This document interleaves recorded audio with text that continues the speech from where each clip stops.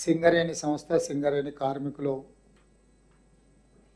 అత్యంత కీలకమైన సందర్భంలో క్రియాశీలక పాత్ర పోషించారు. ఆనాడు ఆర్టీసీ కార్మికులు కావచ్చు, విద్యుత్ కార్మికులు కావచ్చు, వాళ్ళతో పాటు పోటీపడి సకల జనుల సమ్మెలో దేశాన్నే అబ్బురపరిచే విధంగా తెలంగాణ ఉద్యమంలో తమదైన పాత్రను పోషించిన సింగరేణి కార్మికులు తెలంగాణ రాష్ట్రం వచ్చిన తర్వాత 10 సంవత్సరాల నాటి ప్రభుత్వ హయాంలో నిర్లక్ష్యానికి గురైనరు. చాలా వరకు ఆ సంస్థ మనుగడ, సంస్థకు సంబంధించిన ఖనిజ నిక్షేపాలను కూడా కేంద్ర ప్రభుత్వం అమ్ముకునే ప్రయత్నం చేస్తుంటే ఆనాటి ప్రభుత్వం నిలువరించలేదు. ఆ ప్రభుత్వంతో కుమ్మక్కై పరోక్షంగా సంస్థను ప్రైవేట్ పరం చేయడానికి అవసరమైన ప్రయత్నాలన్నీ సహకరిస్తూ ముందుకెళ్ళారు. అందుకే ఈరోజు గడిచిన ఎన్నికలలో కాంగ్రెస్ పార్టీ అధికారంలోకి వచ్చిన తర్వాత శ్రీమతి సోనియా గాంధీ, శ్రీ మల్లికార్జున ఖర్గే గారి నాయకత్వంలో తెలంగాణలో కాంగ్రెస్ ప్రభుత్వం ఏర్పాటు చేసి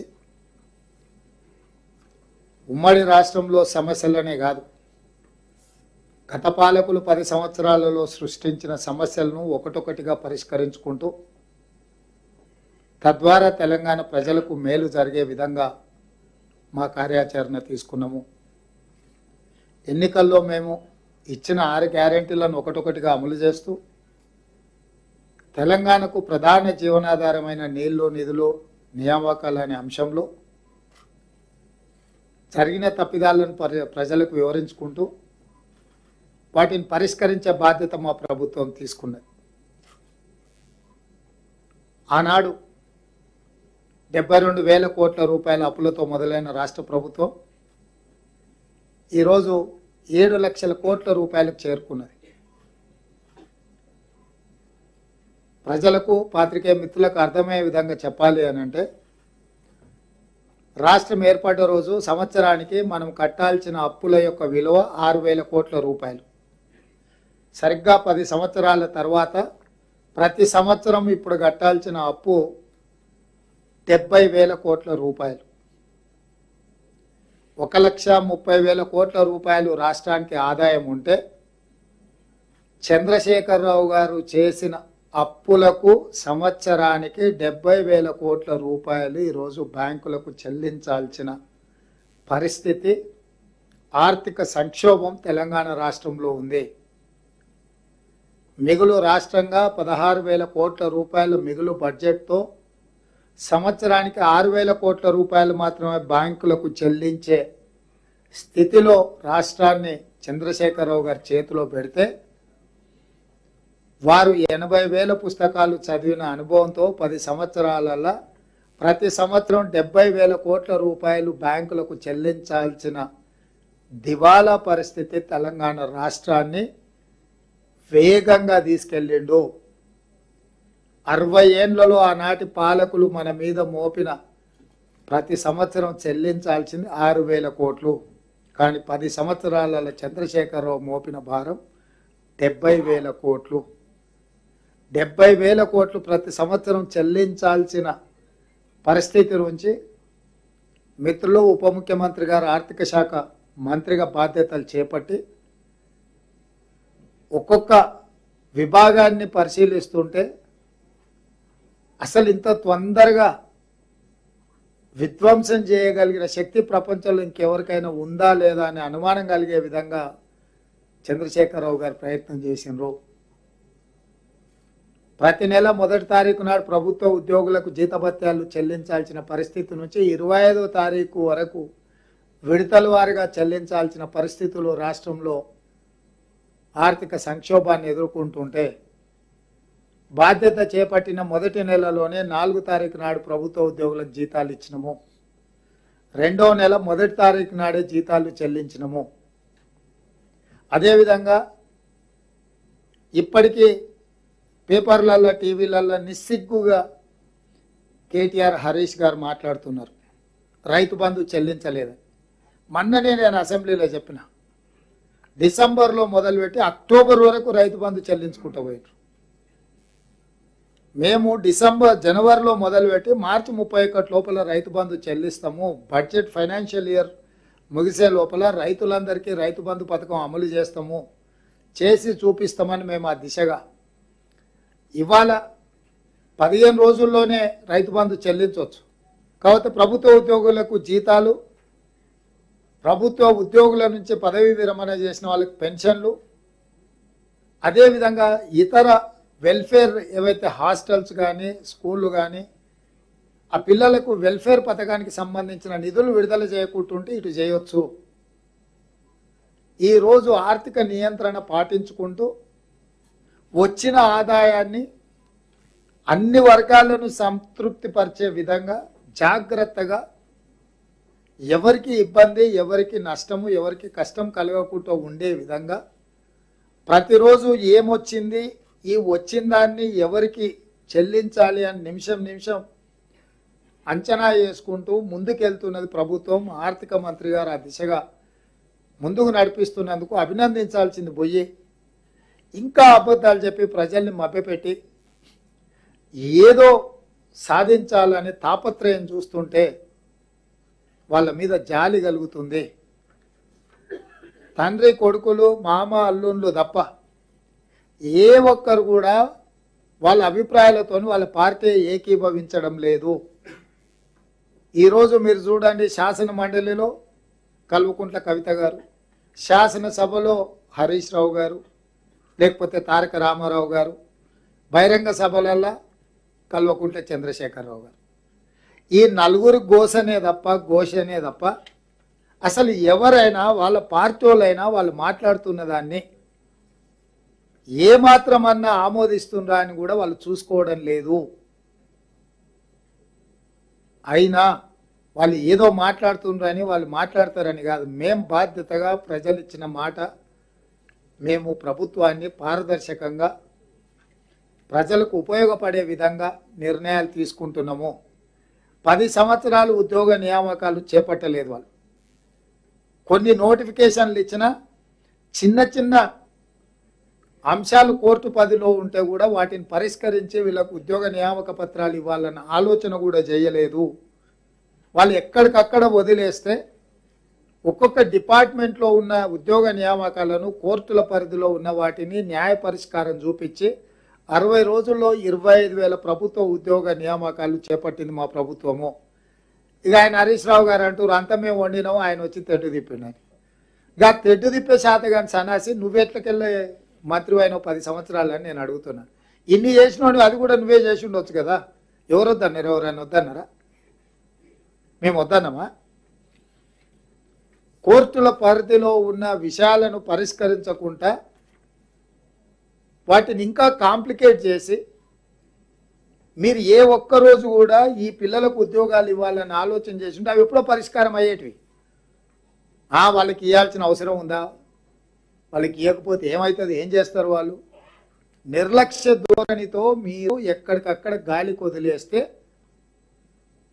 ఒక్కొక్క శాఖ స్టాఫ్ నర్సులను 6,956 నియామకాలు చేపట్టిన, పోలీసు, ఫైర్ అండ్ ఎక్సైజ్ డిపార్ట్మెంట్లలో దాదాపుగా 15,000 ఉద్యోగ నియామకాలు చేపట్టినాం. ఇదే సింగరేణిలో కారుణ్య నియామకాలు సంవత్సరాల కొద్దీ పక్కన పెడితే డాక్టర్లు ఇవ్వాల్సిన సర్టిఫికెట్లు కూడా సరిగ్గా ఇవ్వకపోతే ఏసీబీ దాడులు చేయించి 441 కారుణ్య నియామకాలు మేము చేపట్టినాం. గురుకులాలలో దాదాపుగా వేలాది మంది టీచర్ల నియామకాలు చేపట్టినాం. రేపు మార్చి 2 రోజు మళ్ళీ ఇంకొక 6,000 పైచీలకు ప్రభుత్వ ఉద్యోగాలు నిరుద్యోగులకు ఇవ్వబోతున్నాము. దాదాపుగా 70 రోజుల్లో 30,000 పైచీలకు ప్రభుత్వ ఉద్యోగాలు చేపట్టడం ద్వారా నిరుద్యోగ యువకుల యొక్క ఆందోళనని, ఆకాంక్షల్ని దృష్టిలో పెట్టుకొని మా ప్రభుత్వం పనిచేస్తుంది.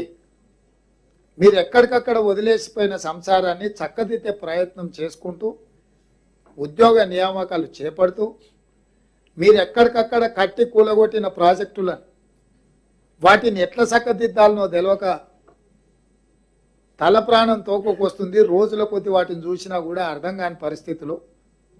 ఈరోజు అందులో నుంచి ఉత్తమ్ కుమార్ రెడ్డి గారు ఆయన ఏమంటారు, ఆయనకున్న అనుభవాన్ని అంత పెడితే కూడా వాళ్ళు చేసిన తప్పిదాలను లెక్క రాసుకోనిక కూడా సమయం సరిపోతలేదు. ఎంత బుర్ర లేకుండా. అందుకనే మన ఎక్కడో చెప్పిన దూలంలాక పెరిగిండు కానీ దూడకున్న బుద్ధి కూడా లేదు హరీష్ రావు. కానీ మేడిగడ్డల నీళ్ళు ఎత్తి అన్నారంలో పోయాలంట. అన్నారం బలిగిపోయిందని అన్నారం గేట్లు ఎత్తి నీళ్ళు కిందకు వదులుతానంట. మళ్ళీ ఇళ్ళకెళ్ళి ఎత్తి అంటే మళ్ళీ అందులోనే పోయాలంట. అసలు ఏమన్నా మెదడు ఉండే మాటలు మాట్లాడుతుండ. మేడిగడ్డల నీళ్ళు ఎత్తితే పోయాల్సింది అన్నారంలో. అన్నారం ఆల్రెడీ పలిగిపోయింది అని అన్నారంలో గేట్లు తీసి అన్నారంలో ఉన్న నీళ్లు కిందికి వదిలినాం. మేడిగడ్డ కుంగిపోయిందని చెప్పి మేడిగడ్డలు ఉన్న నీళ్లు సముద్రానికి వదిలినాం. ఇందులో నుంచి ఎత్తి అందులో పోసి, అందులో నుంచి ఎత్తి ఇందులో పోసి కాకి లెక్కలు రాసి 1,00,000 కోట్లు మింగి ఇవాళ అది మొత్తం కుంగిపోయిన దాన్ని ఎట్లా బాగు చేయాలో దానికి సలహా చెప్పరు. పోదని రాసి చూసేద్దాం అంటే రారు. 80,000 పుస్తకాలు చదివిన ఆయన రావయ్య స్వామి బడికి వచ్చి నీ చదువు అంత ఏందో చూడు, ఇక్కడ పరీక్షలు అవుతున్నాయి ఏమైనా చెప్పు అని అంటే ఆయన రాడు. వచ్చిన అల్లుడేమో నోరు తెరిస్తే అబద్ధమే. అంటే ఈరోజు నీళ్ళ విషయంలో వాళ్ళు చేసింది దోపిడే. నీళ్ళ ముసుగులో నిధుల దోపిడీ జరిగింది. 1,00,000 కోట్లు ఖర్చు పెట్టినా 1,00,000 కోట్లతో కట్టిన కాళేశ్వరం ఒకవేళ కూలిపోకపోయి ఉంటే వీళ్ళు చేసిన తప్పిదాల మీద చర్చ కొంత తక్కువ జరిగి ఉండేది. ఇవాళ మేడిగడ్డ కుంగిపోయింది, అన్నారం పగిలిపోయింది అని చెప్తుంటే మళ్ళీ మేడిగడ్డల నుంచి నీళ్ళు అయితే అన్నారంలో పోయమంటారు. అంటే వితండవాదంతో ప్రజల్ని మభ్యపెట్టాలన్న ఆలోచన. ఇక నిన్న ఆయన అచ్చంపేటకు పోయి చెప్తున్నాడు మొత్తం ప్రాజెక్టులు వాళ్ళకి అప్పచెప్పిరా. ఎవరు అప్పచెప్పిరా ప్రాజెక్టులు? ఇంటికి పిలిచి పంచపక్ష ప్రమాణాలు పెట్టి జీవోలు మీ ఇంట్లో తీసి మొత్తం కొల్లగొట్టమని చెప్పి మీరే తాళాలకు గుర్తి జగన్ రెడ్డి చేతిలో పెడతారు. కృష్ణానది జలాలు మీరు కొల్లగొట్టకపోయినాయి. స్వయంగా కేసీఆర్ మాట్లాడింది చూపించినా కూడా కనీసం ఇప్పటికైనా అర్థం చేసుకొని నోరు మూసుకొని ఉంటారేమో అని మేము అనుకున్నాం. మళ్ళీ అదే తప్పుడు మాటలు మాట్లాడుకుంటూ ఊరు మీద తిరుగుతున్నారు. గోదావరి జలాలు అట్లా పోయినాయి, కృష్ణానది జలాలు ఇట్లా పోయినాయి, ఉద్యోగ నియామకాలు కోర్టులకు వదిలేసిండ్రు, రాష్ట్రంలో పరిపాలన గాలికి వదిలేసిండ్రు. 10 ఏళ్ళు వాళ్ళు అమలు చేయని వాళ్ళు ఇచ్చిన హామీలు. నేను ఇప్పుడు కూడా సూటిగా టీఆర్ఎస్ పార్టీకి సవాల్ విసురుతున్నా. మీరు మీ 10 సంవత్సరాలలో 2 ఎన్నికల మేనిఫెస్టోలు, మొన్న మేము ఎన్నికలలో ఇచ్చిన 6 గ్యారెంటీల మీద ప్రత్యేక శాసనసభ సమావేశాలు పెట్టి చర్చించడానికి మీరు సిద్ధంగా ఉన్నారా? వీళ్ళ వ్యవహారం ఇట్లుంటే సరిగ్గా మొదటి రోజు బీఆర్ఎస్ వాళ్ళు మాట్లాడిన ప్రెస్ మీట్ కాగితాలు తీసుకొని వచ్చి బీజేపీ వాళ్ళు మాట్లాడుతున్నారు. పొల్లు ఓకుట హరీష్ రావు మాట్లాడిన తెల్లారి కిషన్ రెడ్డి మాట్లాడతాడు అదే భాష. అదే వాళ్ళిద్దరి భాషలో, భావంలో, ఆలోచన విధానంలో ఏమీ తేడా లేదు. ఇద్దరు కలిసి అక్కసెల్లగత్తురు కాంగ్రెస్ పార్టీ మీద. కాబట్టి కిషన్ రెడ్డి గారికి కూడా చెప్తున్నా, 2014, 2019లో నరేంద్ర మోడీ గారు ఇచ్చిన ఎన్నికల మేనిఫెస్టో మీద రైతుల ఆదాయాన్ని 2x చేయడం కానీ, 2022 వరకు ప్రతి పేదవాడికి కట్టిస్తున్న ఇళ్ల విషయంలో కానీ, స్విస్ బ్యాంకులో ఉన్న లక్షలాది కోట్ల రూపాయల నల్లధనాన్ని తెచ్చి ప్రతి పేదవాడి ఖాతాలో 15 లక్షల రూపాయలు నిధులేస్తామన్న విషయం కానీ, ఇట్లా ప్రతి సంవత్సరం 2 కోట్ల ఉద్యోగాలు నిరుద్యోగులకు ఇస్తామన్న విషయంలో కానీ, 2014, 2019 భారతీయ జనతా పార్టీ ఎన్నికల మేనిఫెస్టో, 2014, 2018 తెలంగాణ రాష్ట్రపతి ఎన్నికల మేనిఫెస్టో విషయంలో, 2023 ఎన్నికలలో మా 6 గ్యారెంటీల మీద శాసనసభ ప్రత్యేక సమావేశాలు ఏర్పాటు చేసి చర్చ చేద్దాము.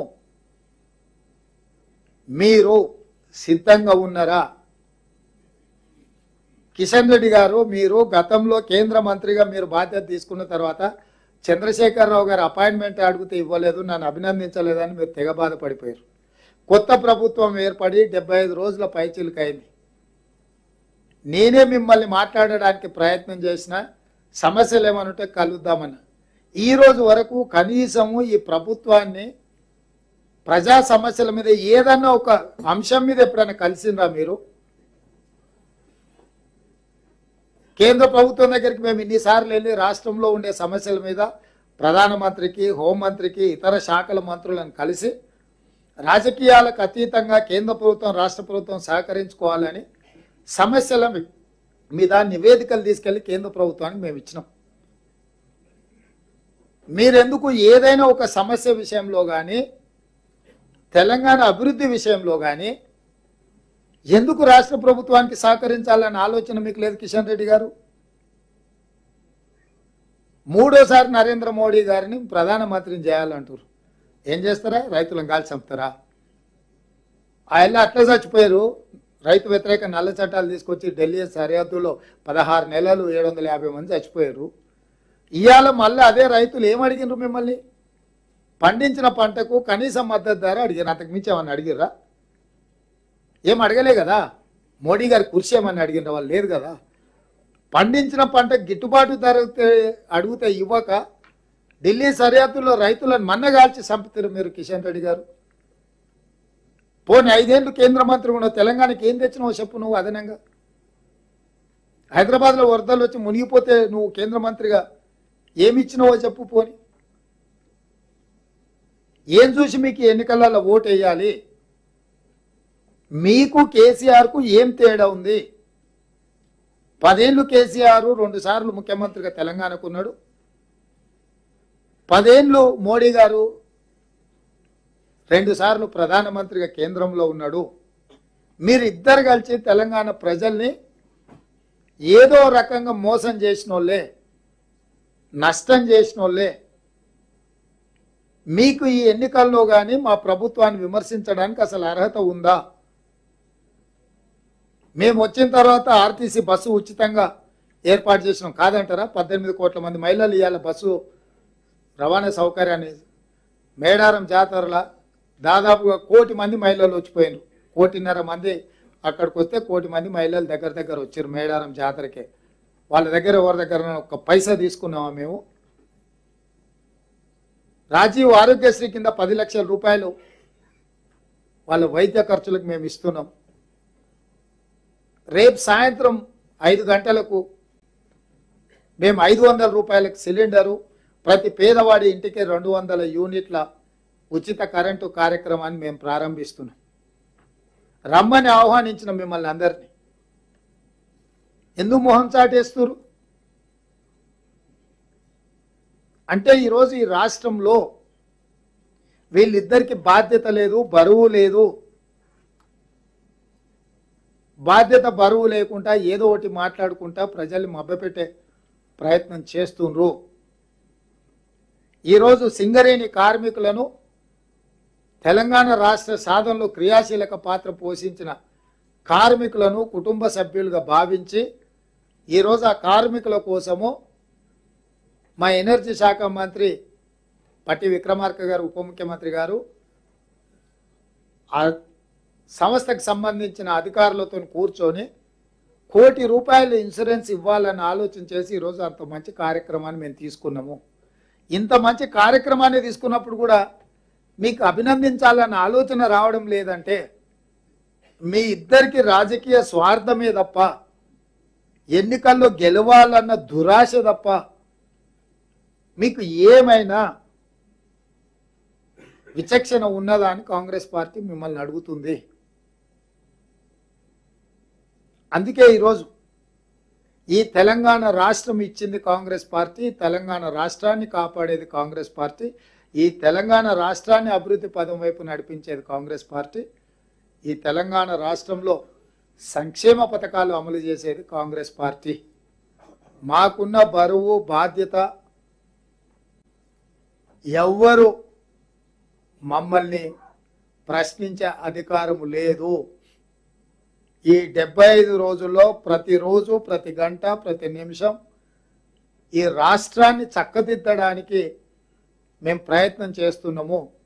10 సంవత్సరాల చంద్రశేఖరరావు 100 ఏళ్లకు సరిపోయే విధ్వంసం చేసిండు తెలంగాణను. దాదాపుగా 1,30,000 కోట్ల ఆదాయం రెవెన్యూ రిసీట్స్ ఉంటే 70,000 కోట్ల రూపాయలు ఈరోజు అప్పులకే, నువ్వు చేసిన అప్పులకు మిత్తిలు కట్టాల్సిన పరిస్థితి ఉంది. మిత్తి కట్టడానికి మళ్ళీ అప్పు తేవాల్సిన పరిస్థితి రాష్ట్రంలో దాపురించింది. శక్తినంతా కూడా తీసుకొని ఆర్థిక పరిస్థితిని చక్కదిద్ది ముందుకు నడిపించాలనే ప్రయత్నం చేస్తున్నాము.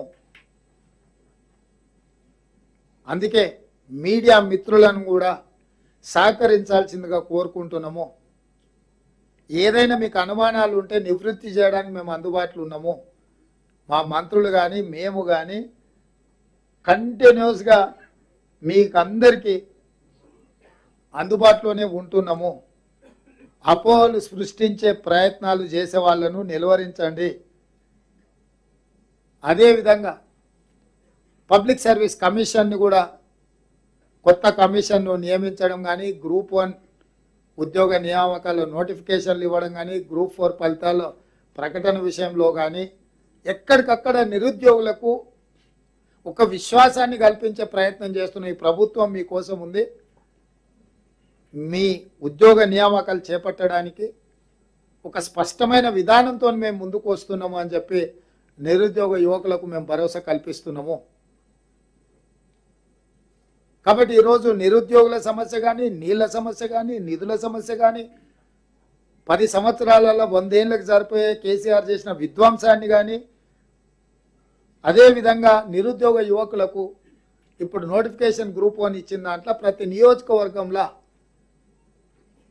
ఒక ఆడిటోరియం లాగా నిర్మించి అంబేద్కర్ నాలెడ్జ్ సెంటర్లో ఎక్కడికక్కడ చాలామంది ఆడపిల్లలకు సిటీకి వచ్చి కోచింగ్ సెంటర్లు ఇక్కడ ఉండి చదువుకోవాలంటే ఇబ్బంది అవుతుంది.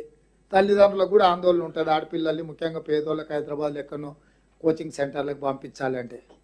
అందుకే ఈరోజు జ్యోతిరావు పూలే భవన్లో ప్రొఫెసర్లను పిలిపించి కూర్చోబెట్టి ఆన్లైన్లో వాళ్ళతో గ్రూప్ 1 పరీక్షలకు ప్రిపేర్ అయ్యే వాళ్లకు క్లాసెస్ ఇక్కడ నుంచి చెప్పించి ఎక్కడికక్కడ నియోజకవర్గాలలో ఒక నాలెడ్జ్ సెంటర్ను అత్యవసరంగా నిర్మించి ఆయా ప్రాంతాల నియోజకవర్గాలలో ఉన్న నిరుద్యోగ యువకులు అక్కడ వెళ్ళి కూర్చొని ఆ క్లాసులు విని చదువుకోవడానికి అవసరమైన ఏర్పాట్లు కూడా చేయాలని ఈరోజు మా ప్రభుత్వం నిర్ణయం తీసుకున్నది. పేదలు కుటుంబాలను వదిలి నియోజకవర్గాల నుంచి నగరాలకు రాలేని నిరుద్యోగ యువకులకు ఈ వెసులుబాటును కల్పిస్తున్నాము.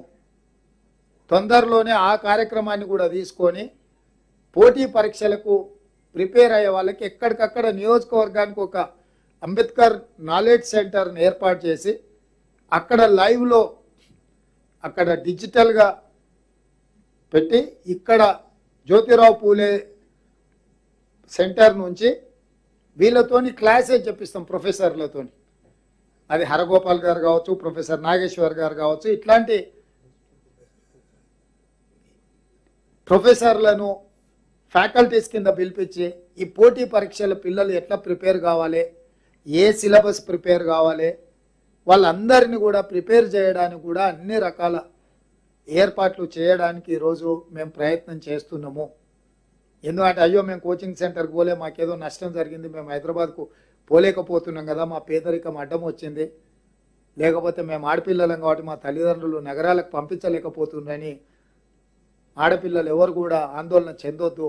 ఎక్కడికక్కడ నియోజకవర్గాల పరిధిలో అంబేద్కర్ నాలెడ్జ్ సెంటర్లు ఏర్పాటు చేసి అక్కడ డిజిటల్ ఎడ్యుకేషన్తో ఇక్కడి నుంచి ప్రొఫెసర్లతోని మేధావులతోని క్లాసెస్ చెప్పించి అక్కడ వాళ్ళు విని నేర్చుకునే విధంగా కూడా ఈరోజు ఈ కార్యక్రమాలను ముందుకు తీసుకెళ్లాలన్న ఆలోచన చేస్తున్నాము.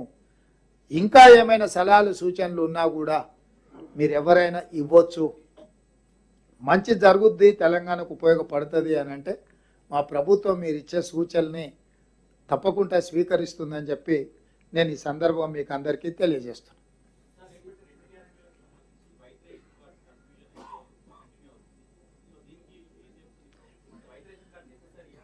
ప్రభాకర్, నేనేమంటున్నా అంటే ఏదో ఒక కొలబద్దు ఉండాలి. అసలు ఏది ఇచ్చినా కూడా సంక్షేమ పథకం అనేది ఎవరికి, నిస్సహాయులకు సహాయం అందించడమే మా సంక్షేమ విధానం. నిస్సహాయులకు కొలబద్దేంది మన రాష్ట్రంలో తెల్ల రేషన్ కార్డు.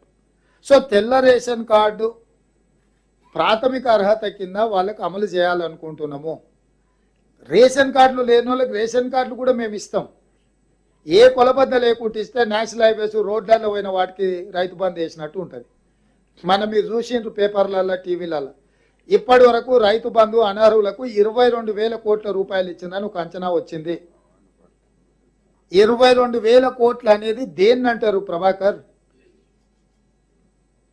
అంటే అసలు లేఅవుట్లు అయిపోయి ఇండ్లు కట్టుకున్న కాలనీలకు, రోడ్లకు పోయిన భూములకు, గుట్టలకు, రాళ్లకు, రప్పలకు బుద్ధి జ్ఞానం లేకుంటే ఎట్లా పడితే ఎడా పెడా వేస్తే ఈ 5-6 ఏళ్లలోనే 22,000 కోట్లు అనర్హులకు వచ్చినాయని చెప్పి నిన్నమన్నే పత్రికలలో నేను చదివిన.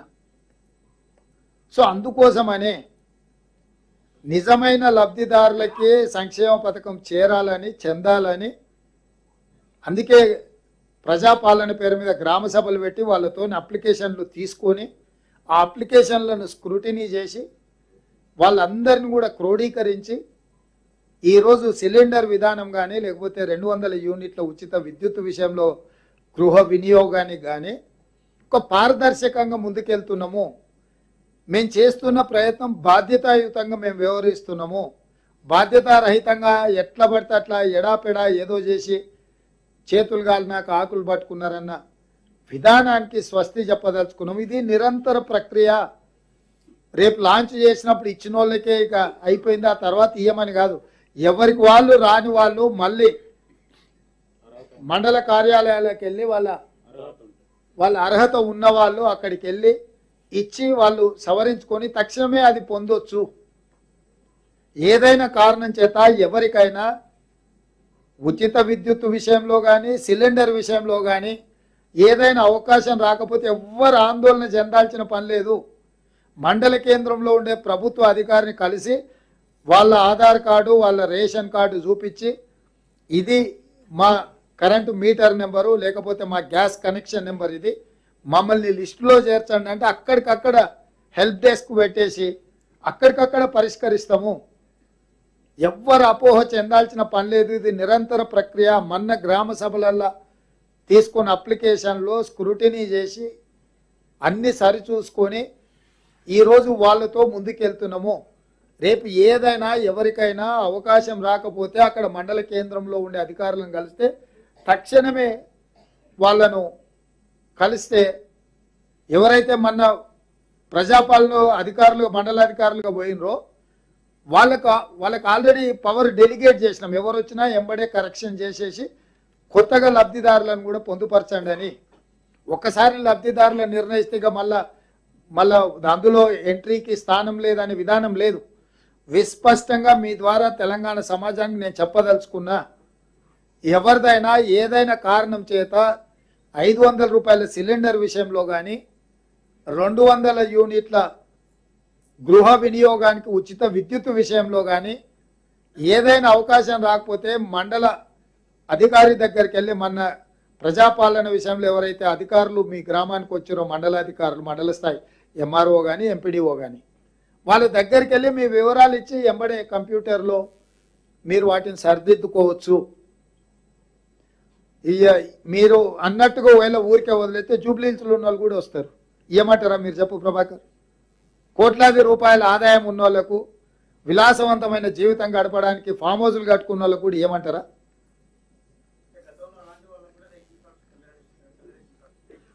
అట్లా ఏమైనా ఉండి నీ దృష్టికి వచ్చి రాంబాబు ఇది తప్పని చెప్తే తప్పకుండా రద్దు చేస్తాం. ఒకవేళ జూబ్లీహిల్స్లో ఉన్న వాళ్ళకి ఎవరికైనా అట్లా తెల్ల రేషన్ కార్డులు ఉంటే తప్పకుండా రద్దు చేస్తాం.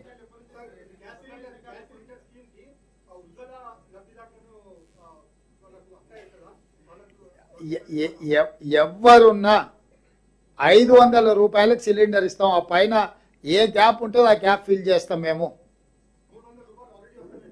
ఏది వచ్చినా మిగిలిన బ్యాలెన్స్ మేము ఇస్తాం.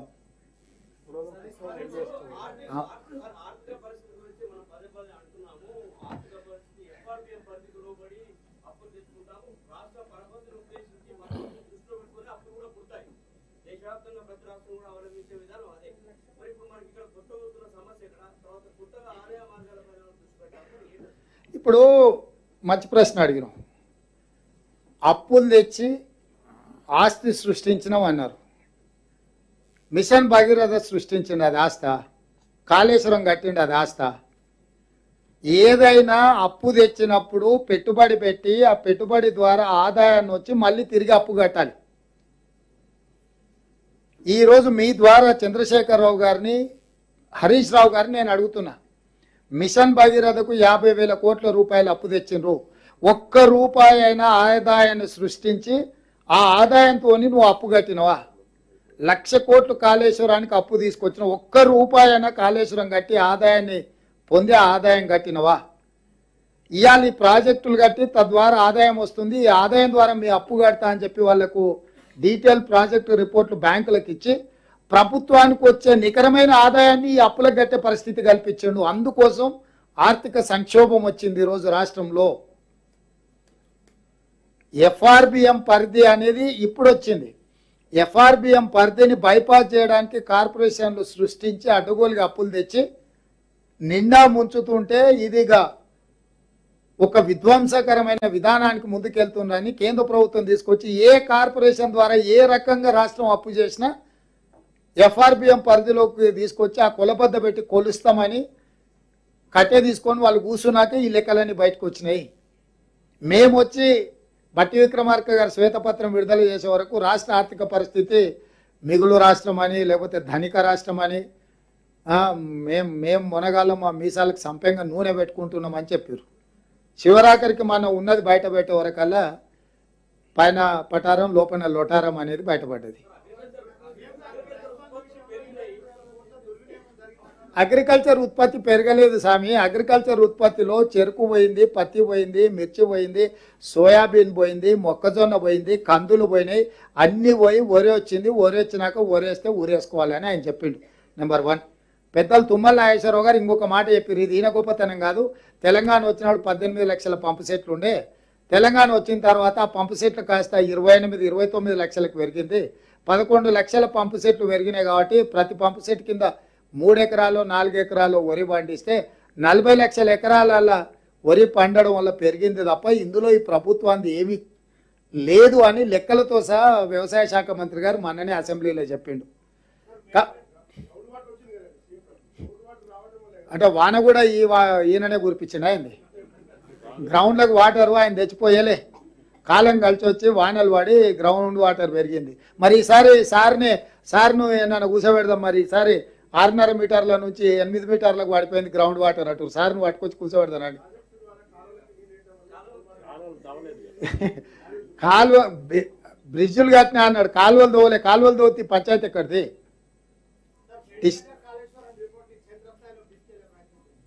ఇక మీరే తీసుకెళ్ళాలి. మా ప్రయత్నం మేము చేసినాం, మేము చెప్పాల్సింది చెప్పినాం, చూపించాల్సింది చూపించినాం.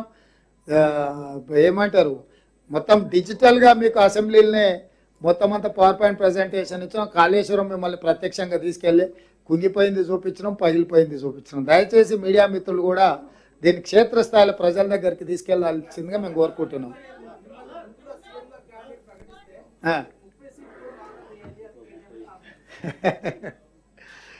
ఏదో పాపం అవుట్సోర్సింగ్ పర్సన్ అయినా మేనేజ్మెంట్ కోటాలు వచ్చిండు.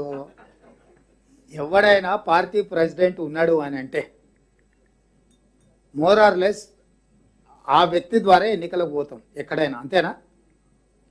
వాళ్ళ నాయన పార్టీ ప్రెసిడెంట్, నేను ఒక పార్టీకి ప్రెసిడెంట్, కిషన్ రెడ్డి ఇంకొక పార్టీకి ప్రెసిడెంట్. పార్టీ ప్రెసిడెంట్ అంటే పార్టీకి పెద్దనే కదా. 80 శాసనసభ సమావేశాల్లో నేనే పోయి మీటింగులు పెట్టినా కదా మా మిత్రులతో పాటు కలిసి. ఇక ప్రకటించేది ఏంది?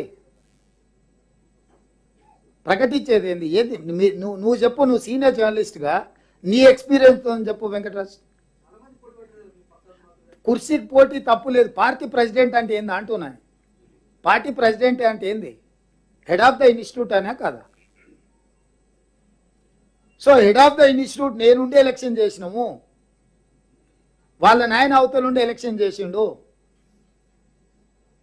ఈయన ఆయన స్లీపింగ్ ప్రెసిడెంట్ అని, ఈయన వర్కింగ్ ప్రెసిడెంట్ అని ఈయన పెట్టారు కదా. ఏమైంది రిజల్టు? కాబట్టి అమెరికాకు వారిపోయిండని మీరు అందరు అనగానే మళ్ళీ వెనక్కి వచ్చిండు పారిపోయి.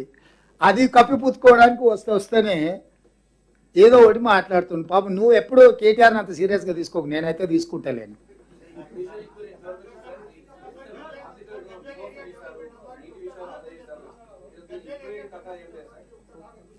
ఏంటిది? అవునా? నీ సజెషన్ ఏంటి? నువ్వు సజెస్ట్, మేము ఇప్పటివరకు పెద్దగా ఆలోచన చేయలేదు దాని మీద. నువ్వు సజెస్ట్ చేస్తే డెఫినెట్గా పరిగణలోకి తీసుకుంటాం.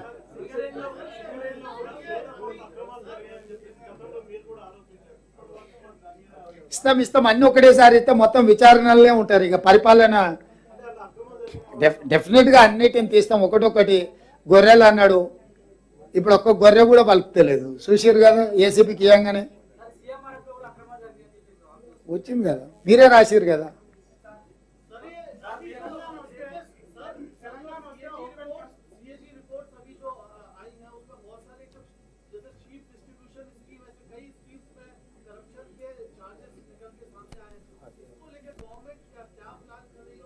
से इस पूरे मामले की इन्वेस्टिगेशन को आगे ले जाएंगे? अभी गवर्नमेंट हर चीज में जो जो हमारे सामने आए हम तो कार्रवाई शुरू किए। जो बकरियों का मामला है हम एसीपी को ऑलरेडी दे दिए, एफआईआर भी हो गए, क्राइम भी रजिस्टर हो गए। उसके बाद एंटी करप्शन ब्यूरो अभी इन्वेस्टिगेट कर रहे, 5 ऑफिसरों को अरेस्ट करके जेल भी भिजा दिए। वो एक दिन का मामला नहीं है। वो बिहार में जो घोटाला हुआ ना, ये इनके उनके छोटे भाई है, ये वहीं धीरे धीरे धीरे वहीं जाएगा।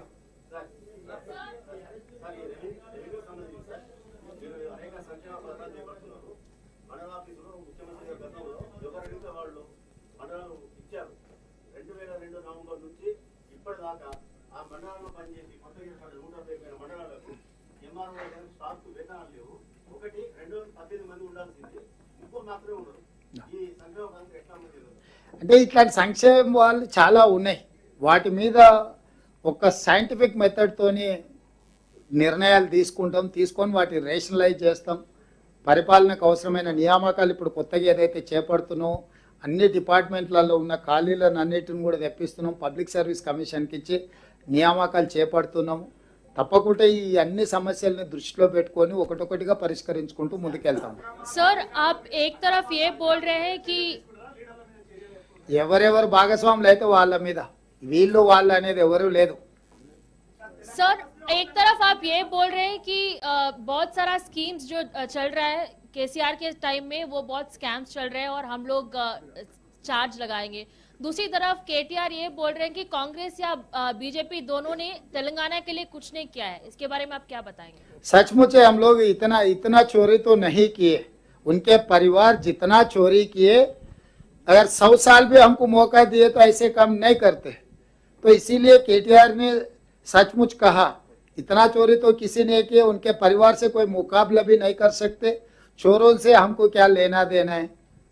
तो हम सही तरीका से हम सरकार चलाएंगे। जितने भी हम लोग वेलफेयर एंड डेवलपमेंट के बारे में हम लोग चुनाव से पहले जो वादा किया था, हमारे इलेक्शन मैनिफेस्टो है, वो हिसाब से हम सरकार चलाएंगे।